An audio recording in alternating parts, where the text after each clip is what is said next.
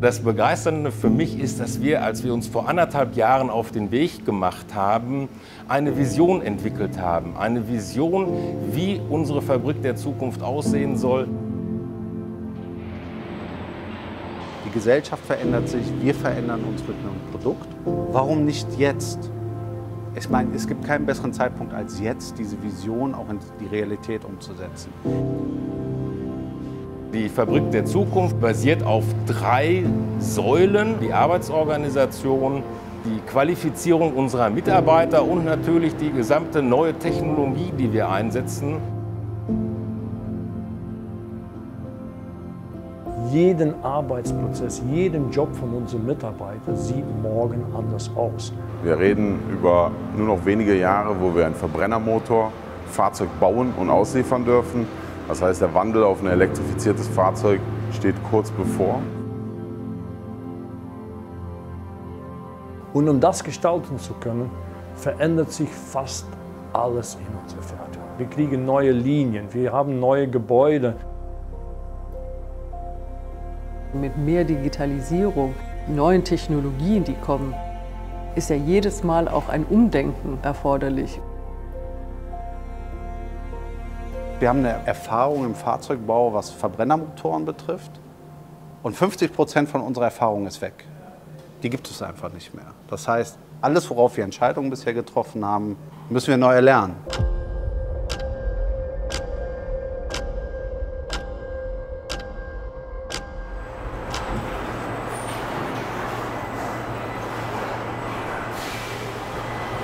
Also dieser ganze Bereich wird ja abgerissen demnächst. Also das wird alles weg im Sommer, und das ist ja die große Veränderung.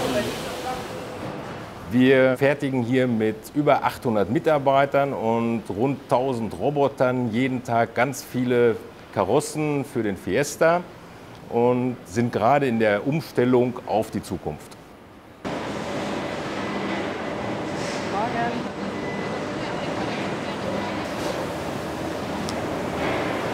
Also hier hat sich tatsächlich einiges getan. Es wurde hier einmal der Roboter komplett ausgetauscht.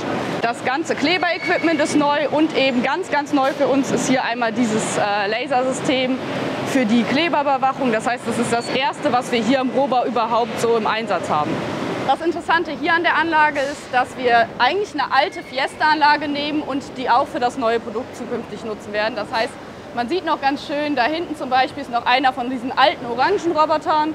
Und wir haben hier aber jetzt eben auch unsere ganz neuen Fanuc-Roboter. Das heißt, das ist eine Anlage, die umgebaut wird, dass wir die für beide Produkte nutzen können und eben damit den nächsten Schritt in die Zukunft der Fabrik gehen können.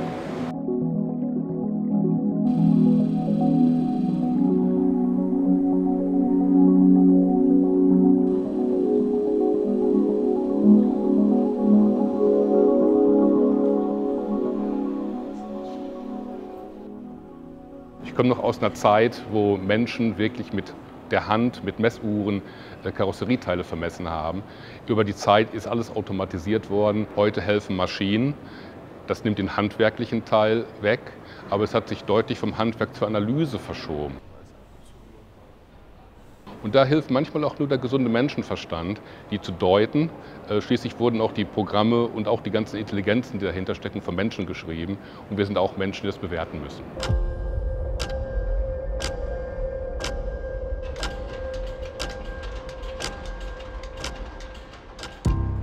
In der Zukunft werden Arbeitsplätze digitalisiert, es werden Arbeitsschritte automatisiert und mit dem neuen Produkt entstehen neue Arbeitsinhalte.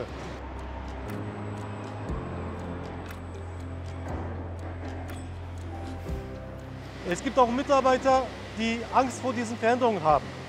Einige sind jetzt voll motiviert dabei für neueste Technik und die anderen, ja, die müssen wir einfach mal mitnehmen natürlich. Natürlich bedeutet immer ein Umbruch auch nochmal Bewegung. Wir müssen dann alle nochmal gucken, wo ist unser neuer Platz, und das muss begleitet werden.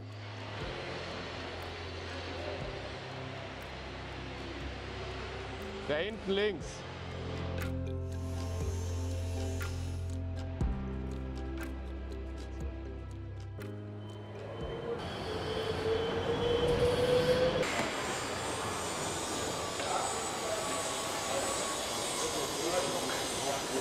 Guten Morgen zusammen.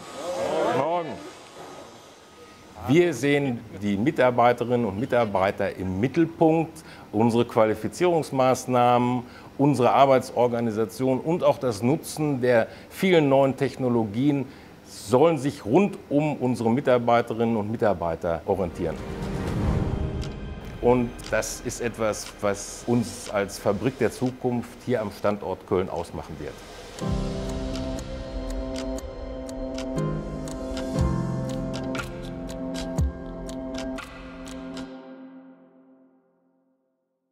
Nur weil ich sage, morgen bauen wir ein neues Auto, habe ich morgen nicht die Skills von den Mitarbeitern, sondern ich muss mich dahin entwickeln. Und so haben wir eine Qualifizierungsoffensive für unsere Mitarbeiter gestartet.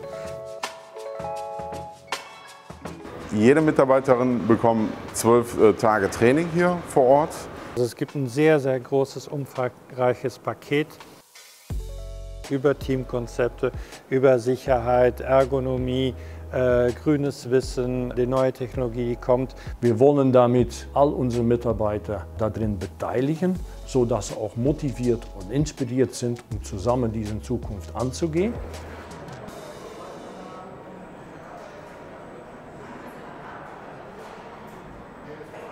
Die meisten Kolleginnen, die zu uns kommen, haben Angst, weil sie nicht wissen, was auf sie zukommt.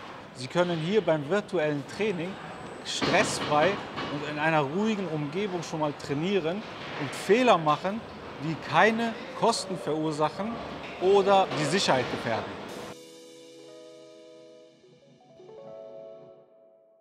Das Entscheidende, was diese Qualifizierungsoffensive bringt, ist eine Sicherheit den Mitarbeitern. Das ist für uns wichtig, dass jeder Mitarbeiter und Mitarbeiterin dieses Gefühl hat, dass wir sie mitnehmen, zuhören, verstehen. Und wir bringen sie dann mit den Führungskräften gemeinsam zum Ziel.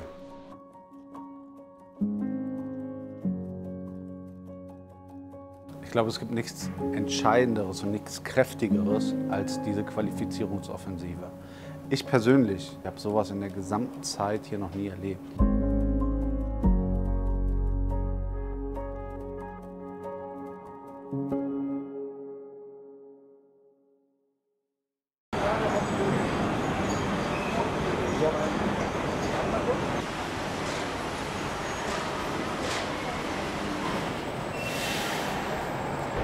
Morgen.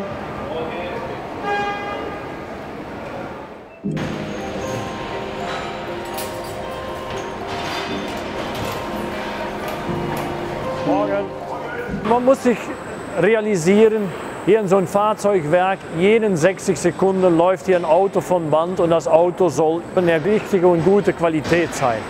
Und all unsere Mitarbeiter arbeiten daran, haben ihre eigene Aufgabe, aber es sind auch Sachen, die schief gehen. Ja, und wichtig dabei ist, dass man nicht nur seine eigene Arbeit macht, aber auch zusammenarbeitet. Jeder ist sowohl Kunde als Lieferant von den Nächsten. Und als solches erfordert das, dass man auch schnell reagiert, schnell kommuniziert, ja, und dann auch schnell agiert, um versuchen, die Probleme zu lösen. Weil jede Minute, die man verliert, ist ein verlorenes Auto. Und deswegen ist diese schnelle Kommunikation und Zusammenarbeit so extrem wichtig in so ein Fahrzeugwerk. Am Ende des Tages, wir erwarten sehr viel von unseren Mitarbeitern im Sinne von neuen Prozessen, neue Abläufe, neue Technologien. Aber es ist die Rolle von den Führungskräften, den Mitarbeiter dabei zu unterstützen. Die Führungskräfte werden den Wandel mit begleiten müssen. Sie werden das, was wir an Grundlagen geschaffen haben mit den Trainings, auch weiter fortführen müssen, um wirklich diesen Kulturwandel und diese Transformation gut zu begleiten.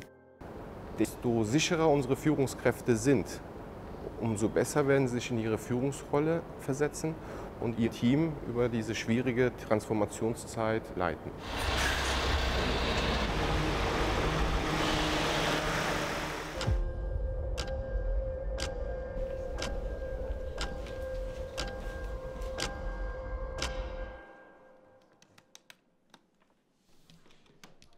Wir Wir sitzen jetzt hier, um mit der Einführungsveranstaltung für das Coaching zu starten. Wir haben hier verschiedene Teilnehmer, die dann auch letztendlich Coaches sein werden.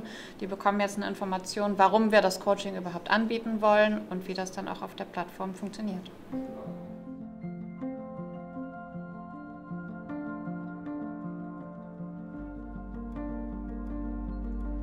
Veränderungen und Entwicklungen aktiv mitgestalten. Das digitale Coaching war für mich selbst neu. Ich kannte es nicht auf diese Art und Weise. Also wir haben natürlich dieses digitale Format auch gewählt, weil es sich ja sehr gut in das Produktionsgeschehen einbauen lässt. Es ist flexibel, es ist zeitgemäß, es ist digital, aber trotzdem ist es ja doch individualisiert auf die einzelne Führungskraft. Das finde ich eigentlich das Schöne an diesem Angebot. Wir haben die Möglichkeit, dass unter einer ganz großen Auswahl an Coaches sich unsere Führungskräfte den idealen Coach aussuchen können. Und mir persönlich ist es natürlich wichtig, dass diese Vertraulichkeit gewahrt bleibt, dass man in einem sicheren Umfeld in aller Ruhe sich selbst reflektieren kann. Ja, ich erhoffe mir von dem Coaching sehr, sehr viel. Unsere Führungskräfte können wir in der Persönlichkeit durch das Coaching so weiterbilden, dass die richtig den Leuten gegenübertreten, mit den Leuten zusammen das Teambuilding machen, Teamwork funktioniert. Dass wir Formate schaffen, dass wir Prozesse neu denken und die so implementieren, dass wir sie danach auch weiterleben, auch wenn der Fokus dann nicht mehr darauf gerichtet ist. Also dass wir auch nach dem Coaching Dinge anders machen und nachhaltig anders machen. Von dem Coaching verspreche ich mir eine Unterstützung, mich persönlich zu festigen und wachsam zu bleiben, dass keiner der Mitarbeitenden sich selbst verliert, sondern ihn mit aufzufangen, zur richtigen Zeit mit aufzufangen, weil nur gemeinsam können wir diese Transformation gestalten.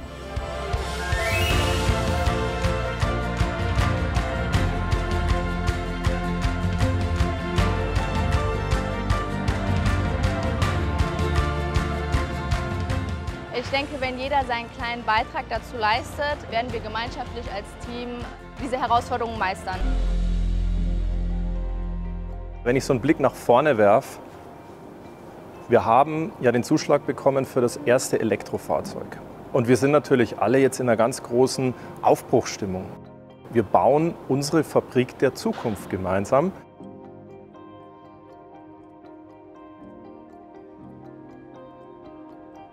Wir reihen uns in die Geschichte ein von Henry Ford, der ja auch ein Transformator war und das schon vor über 100 Jahren, der die Automobilindustrie revolutioniert hat. Und in den Fußstapfen werden wir jetzt die größte Transformation unserer Firmengeschichte machen.